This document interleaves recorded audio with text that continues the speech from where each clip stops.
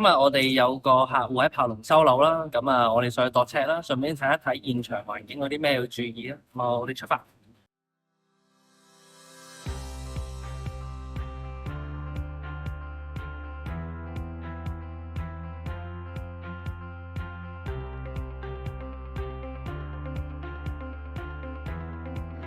好，咁嚟到玄關位置咧，其實咧發展商原本已經提供咗一張鞋櫃㗎啦。咁但係呢張鞋櫃咧要留意啦，其實佢深度咧就唔係好足夠擺到一對正常嘅鞋嘅。咁我哋可以一齊嚟睇一睇。咁其實入邊咧發展商都用咗個斜擺嘅方式咧，就避免咗櫃嘅深度唔夠啦。咁令到可以一樣都擺放到鞋。咁其實佢入邊嘅闊度咧，都可以大約擺到3對鞋左右嘅。咁但係都要留意翻啦，如果你哋嘅鞋嘅數量咧都係比較多，咁就要留意一下佢呢個鞋櫃俾你哋嘅儲物量夠唔夠啦。咁喺近廁所呢邊咧，其實呢一幅牆身咧，有啲客戶會選擇做一啲嘅儲物半腰櫃啦。亦都其實可以喺呢邊我哋選擇翻一啲1、2人嘅餐台。咁其實如果我哋擺咗餐台之後咧，相對地咧，我哋嘅走廊都比較寬闊嘅，就唔會影響平時我哋行嘅時候闊度唔夠嘅問題。咁喺第二個選項上邊咧，我哋都可以考慮喺櫥櫃側呢一邊咧做翻一個嘅高身儲物櫃啦。咁我哋可以櫃入邊咧做翻一個隱藏式嘅伸縮餐台。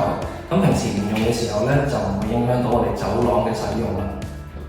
咁我哋平時咧落尺嘅時候咧，都會特別留意一啲原裝電掣嘅位置啦。咁好似我哋呢邊牆身咁樣咧，咁我哋本身我哋可能喺呢邊做餐台嘅時候咧，我哋都可以利用埋呢一邊嘅電掣位置。